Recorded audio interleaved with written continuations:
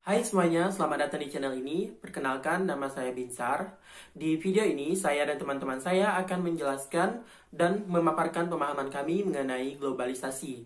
Nah, di sini juga akan kami sertakan pemahaman kami mengenai pemikiran-pemikiran terkait konsep tersebut, yaitu pemikiran globalis, pemikiran transformalis, dan pemikiran skeptis.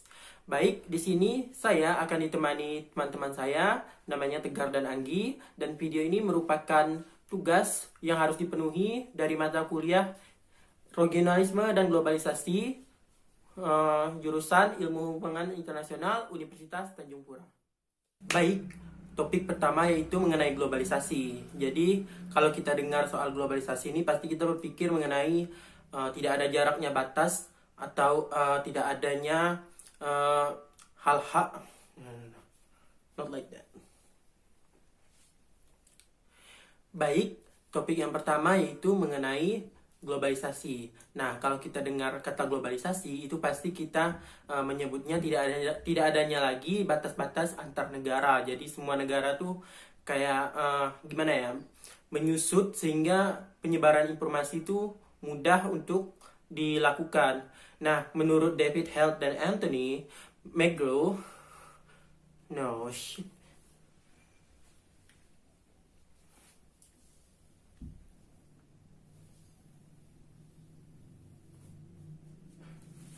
Oke, sekarang kita masuk ke pembahasan yang pertama, itu mengenai globalisasi. Nah, menurut David Held dan Anthony McGraw, globalisasi itu adalah tindakan di mana kejadian yang terjadi di suatu tempat itu dapat mempengaruhi dan memiliki konsekuensi terhadap jarak yang jauh. Jadi misalnya ada kejadian di suatu negara, itu bisa berdampak ke negara lainnya dalam jarak yang jauh, bisa kayak antar regional dan juga antar benua. Nah, di sini tuh terjadi kompresi ruang dan waktu terhadap kejadian atau fenomena yang terjadi gitu ya. Komunikasi elektronik itu salah satunya adalah hal yang mengikis batasan sehingga menjadikan dunia ini tuh semakin menyusut dan terjadilah integrasi secara global dalam sistem hubungan sosial. Nah, di sini apa namanya? Integrasi secara global ini menyebabkan intensifikasi keterikatan antar wilayah. Jadi contohnya kayak kejadian yang ada di Indonesia itu bisa berdampak ke Amerika, atau kejadian yang ada di Amerika itu bisa berdampak ke negara lain. Nah, contohnya itu kayak kejadian George Floyd, di mana George Floyd ini meninggal atas diskriminasi yang dilakukan oleh pihak polisi, dan kasus ini tuh menjadi perbincangan hangat di seluruh dunia gitu. Jadi kejadian yang ada di Amerika ini cepat menyebar ke seluruh dunia dan menjadi hot topic di seluruh negara, sehingga beberapa tuh ada yang mengecam ya kejadian tersebut. Nah, dalam hal ini juga saya menemukan bahwa ada dua material dari aspek globalisasi tersebut, yaitu pertama material fisik dan yang kedua itu material simbolik. Nah, material fisik itu misalnya berupa kayak transportasi, jadi kayak pesawat terbang, kereta api. Apalagi kalau kalian itu berada di Eropa, kita tuh sekarang udah sangat mudah gitu ya bepergian ke negara-negara Eropa itu, dimana kita tidak memerlukan visa. Jadi tinggal naik kendaraan aja.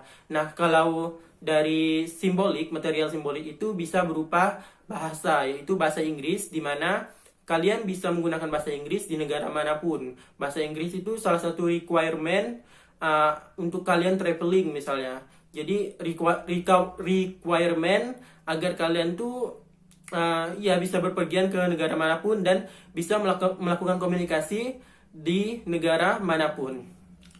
Nah, selanjutnya yaitu karena intensitas globalnya ini, globalisasi mengakibatkan masyarakat tuh menjadi suatu sistem dan jaringan besar dari interaksi sosial di seluruh dunia. Sebagai contoh itu kejadian dari jarak yang jauh dapat mempengaruhi kebijakan yang ada di domestik. Nah, kebijakan domestik itu bisa mempengaruhi terhadap kebijakan lain dari jarak yang jauh. Contohnya itu kayak kasus 911 yang ada di Amerika Serikat, di mana akhirnya Amerika Serikat membuat kebijakan anti terorisme yang kemudian disetujui dan diikuti oleh negara-negara lain di luar Amerika Serikat. Nah, dalam hal ini juga tentu saja globalisasi itu nggak selalu gitu, nggak selalu menunjukkan hubungan yang harmonis antar negara, karena bisa aja konflik itu terjadi dengan banyaknya juga protes-protes terhadap konsep globalisasi yang ada.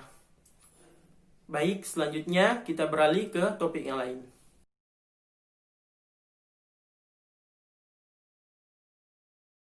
Baik, di sini saya akan lebih menjelaskan tentang globalisasi menurut kaum skeptis.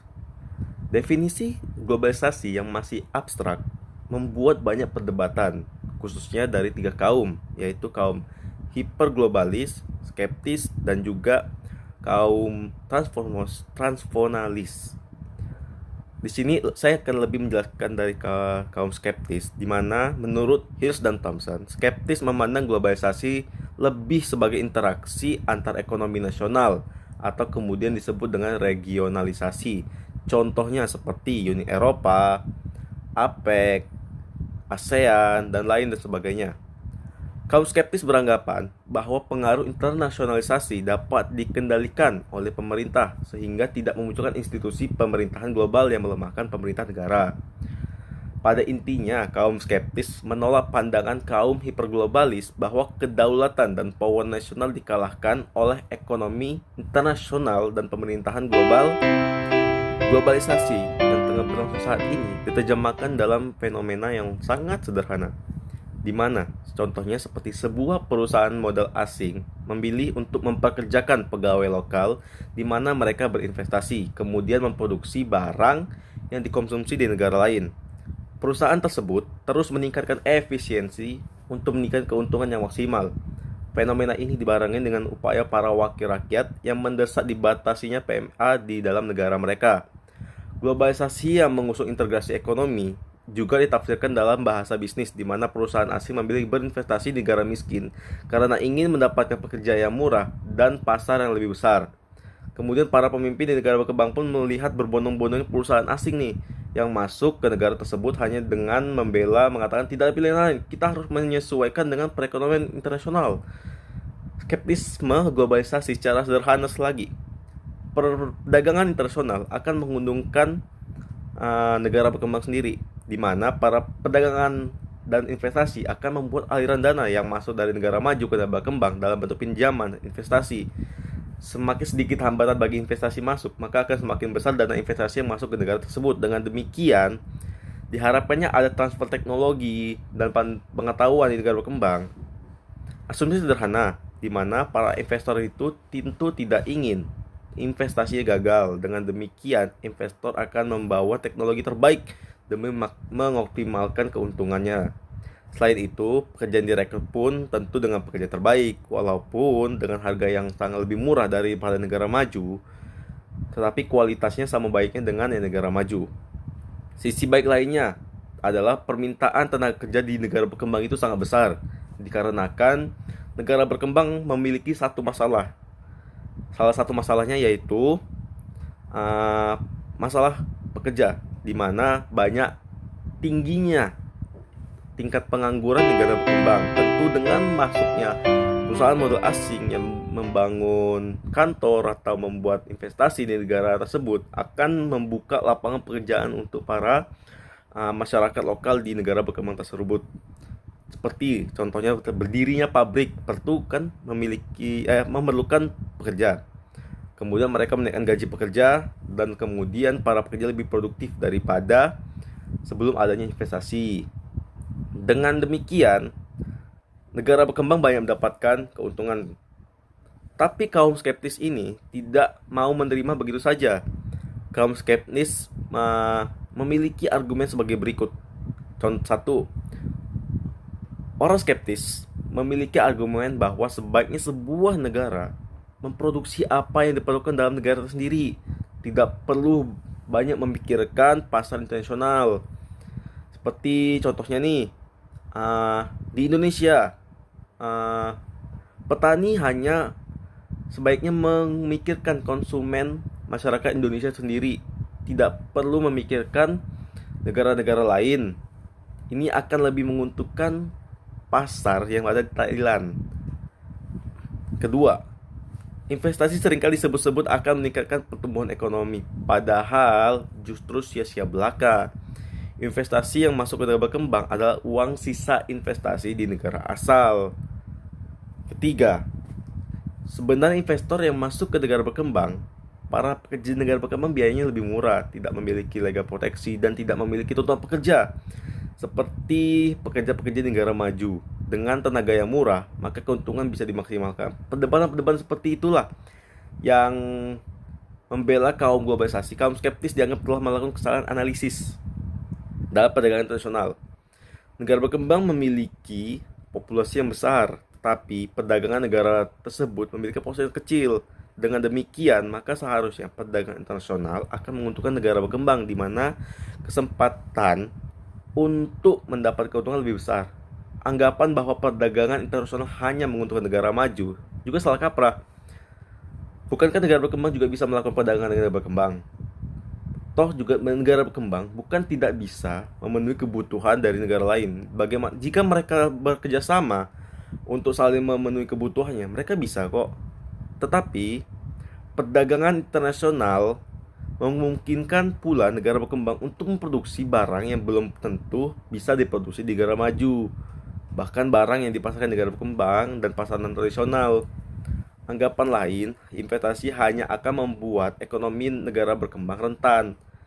Negara yang besar dari negara maju bisa membuat suatu waktu dibawa keluar dananya tersebut, uangnya tersebut dari negara berkembang, yang akan membuat ekonomi di negara berkembang akan goyah.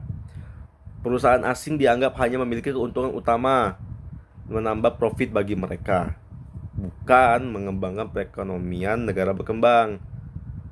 Praktek tersebut karena apa? Kemiskinan. Kemiskinan yang membuat pekerja di negara berkembang mau digaji murah.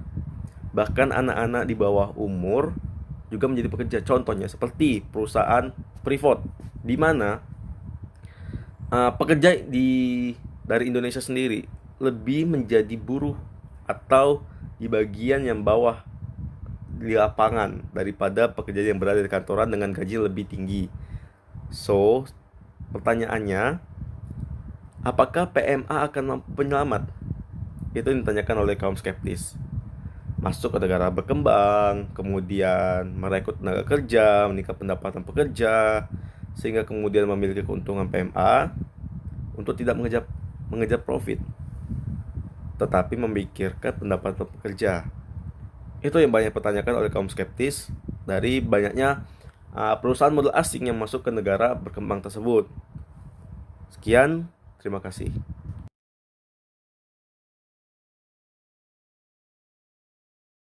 Assalamualaikum warahmatullahi wabarakatuh.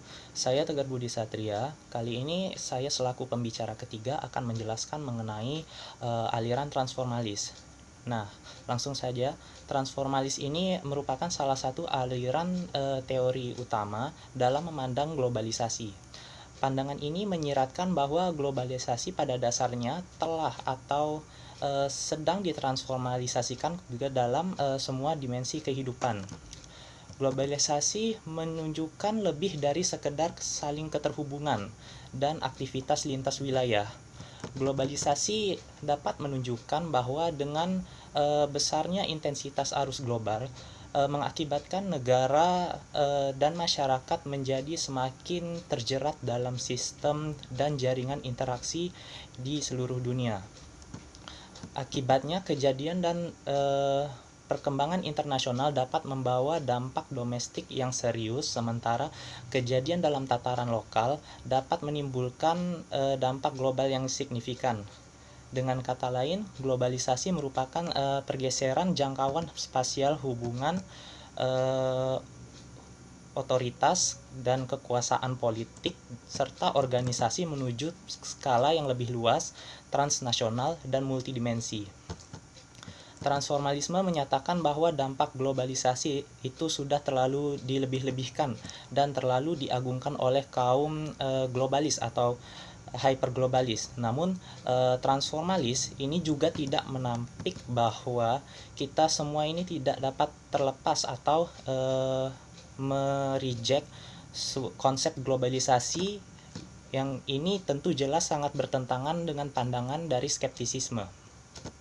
Transformalis ini lebih memahami bahwa globalisasi itu merupakan sebuah sarana atau alat yang dapat menghubungkan kita ke dalam dimensi-dimensi yang terkait, baik itu sosial, ekonomi, politik. Nah, baik itu sesuai dengan kehendak kita ataupun dapat terjadi secara tidak langsung.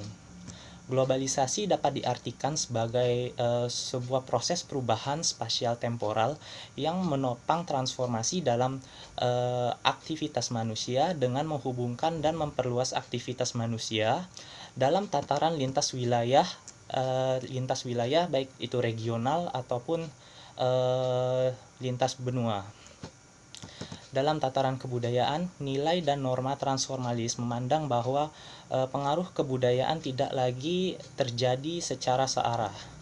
Seperti dalam budaya barat itu tidak hanya dapat mempengaruhi budaya timur, namun bisa juga sebaliknya, sehingga keanekaragaman antar dua arus budaya dapat berkembang ataupun dapat menciptakan kebudayaan baru yang sebagai hasil dari pencampuran kedua kebudayaan yang khas. Transformalis itu memandang bahwa budaya minor itu tidak akan serta-merta tertelan oleh budaya dominan. Dalam argumen dari salah satu pakar, David Held, masyarakat itu akan memilih budaya baru di luar wilayahnya sesuai konteks dan kebutuhannya, yang di kemudian hari akan diasimilasikan. Ini berarti bahwa posisi global tidak harus selalu menggantikan atau lebih diutamakan daripada tatanan kehidupan sosial lokal, baik itu nasional ataupun regional. Melainkan poin yang ingin ditanam dalam pandangan transformalis yaitu pada intinya bahwa nilai lokal yang harus dapat diusahakan tertanam dalam rangkaian hubungan dan jaringan antar wilayah yang lebih luas atau dapat dikatakan menjadi adaptif. Ciri fundamental globalisasi adalah perkembangan kesadaran akan adanya risiko global yang muncul karena masalah global bersama yang mengancam masyarakat di banyak negara. Contohnya adalah ancaman terorisme, ancaman peperangan, ancaman pandemi global seperti COVID yang sekarang ini kita alami, ataupun perdagangan narkoba internasional dan global warming. Adapun sisi negatifnya, pandangan transformalis itu memandang bahwa akan ada fokus media yang secara terus-menerus mempublikasikan pada masalah global semacam ini. Nah, ini akan menyebabkan budaya ketakutan yang meluas dan meningkatkan kecemasan masyarakat di seluruh dunia. Tapi jika dari sisi positifnya, gerakan internasional global baru itu akan muncul seperti adanya lembaga-lembaga yang fokus mengurusi pemanasan global ataupun lingkungan hidup. Nah, ini akan orang-orang akan berkumpul di sekitarnya lalu berkonsolidasi secara lintas wilayah untuk mengatasi masalah-masalah global tersebut. Peran media global seperti CNN, BBC, Al Jazeera dalam proses integrasi ini juga dipandang penting. Media bertanggung jawab untuk mewartakan fenomena atau menginfluence sebuah fenomena atau kejadian ke seluruh dunia. Begitu pula dengan media sosial online seperti Facebook, Twitter, Instagram, WhatsApp, dan lain-lain. Yang mana di era globalisasi ini sangat memiliki peran yang dominan yang mendukung kesaling terhubungan antara individu satu dengan individu lain dalam lingkup yang lebih luas. Bagi transformalis, globalisasi adalah fenomena yang nyata dan mempengaruhi negara bangsa. Meski demikian, negara bangsa tetap memiliki peran dalam politik di dunia. Dalam hal ini, kekuatan eksternal seperti adanya organisasi lintas batas ataupun adanya aktivis itu memiliki peran yang penting juga. Kebijakan kependudukan dan faktor-faktor lingkungan, pendidikan, tenaga kerja, dan imigrasi semuanya memiliki peran yang sangat besar untuk ada potensi untuk dimainkan dalam membentuk kembali struktur negara bangsa. David Heltz itu sebagai salah satu pakar mencatat bahwa struktur negara bangsa dibentuk kembali oleh institusi pemerintahan global, hukum internasional, dan gerakan sosial. Kedaulatan negara nasional yang dimiliki oleh aktor-aktor yang termasuk dalam menurut transformalis itu, meskipun ada batas teritorial dan tuntutan yang untuk mempertahankan kepentingan nasionalnya, tidak dapat dipungkiri jika arus ekonomi keuangan itu membuat negara bangsa lebih terbuka untuk orang asing atau investasi asing.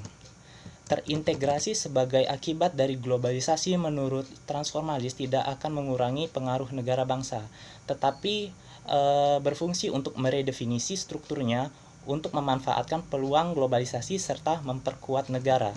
Jadi dapat dikatakan bahwa aliran transformalis ini tidak serta-merta menampik itu pemikiran dari para hyperglobalis, namun juga tidak